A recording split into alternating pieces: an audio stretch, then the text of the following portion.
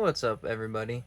I just caught my Salmon Pink birdeater finally molting, and this is her setup. I put her in, I would say about a month ago. It's got isopods, it's got this giant freaking pothos plant that's been growing from here all the way out here.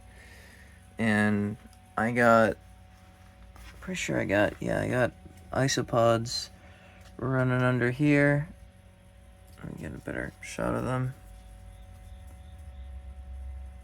Oh, I thought there was someone there.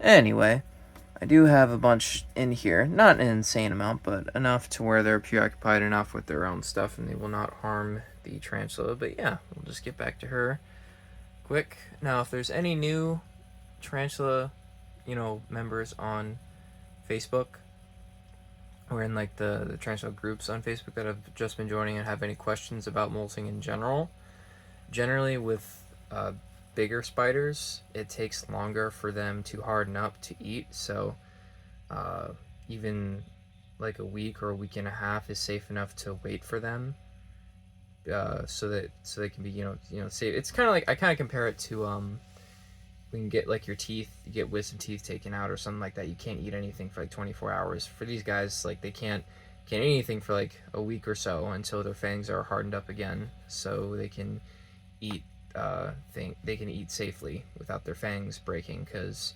tarantula without fangs is practically a dead tarantula unless you're willing to feed it by hand or wait for its next molt to see if the fangs will grow back. I'm pretty sure they do. But anyway, signs that you look for in molting, you look for the colors will start to fade. They will start to there'll be like glossy spots where the hairs used to be. That's the old skin splitting.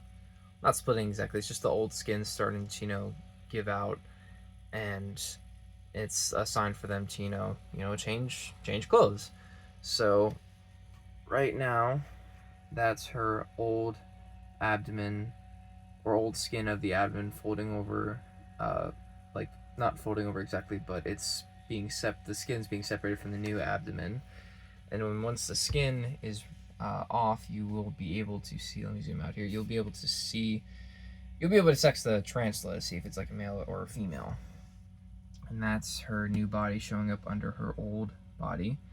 And now when a tarantula is like this, it is very, very, very important not to disturb them at all, because that can prolong the process, or that there could be the potential risk of them dying during a molt.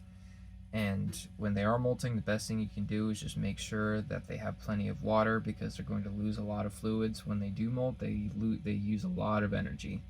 And depending on the size of the tarantula, it could take anywhere from an entire, like a few, like 2 to 4 hours, or it really depends on the type of the conditions of the enclosure that they're in as well, or how well fed they are. But it can take anywhere from a few hours to an entire day. It just depends on the size of the tarantula.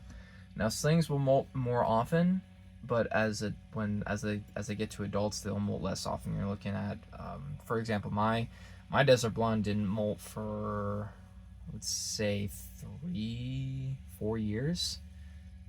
That's because those ones are from the desert. Their metabolism is like super slow in general. But a tarantula will molt as they get bigger, like once a year, or heck, maybe even like once every 2 years. But usually once a year is more. Once or twice a year is more likely. So sometimes they don't exactly get bigger. They just simply need a new skin. And now, sometimes when a tarantula molts, they may have a surprise molt even after a few weeks or a few months later, if that molt didn't work out, if they feel like they need to do it again. It's kind of hard to explain, but I've had it happen before. And when a tarantula does molt, they can regenerate limbs. I'm pretty sure they can grow new fangs. I'm not exactly sure on that, but I'm pretty sure. But what's cool is they also shed their not exactly their eyes, but the cover of their eyes. It's an entire shell, basically. But yeah, that is her new skin. In a few hours, she'll be a whole new supposed to be a whole new spider, a whole new tarantula. I can't wait for this one to get to full size. This species specifically can get to 11 inches. 12 inches is not as likely, like the T. Sturmey or the T. Blondie, but it's not exactly unheard of. But 10 to 11 inches is more likely, but still a very, very big spider. And I made sure to give her more than enough room in this enclosure, and that's her hide in the back there. That's not a real skull, by the way. Just kidding. But yeah, that is her. So feel free to comment down below, or just enjoy, you know, a little bit of Tarantula Molting action. I'm gonna try and zoom in on here. But yep, there she is. Alright guys, hope you have a good day.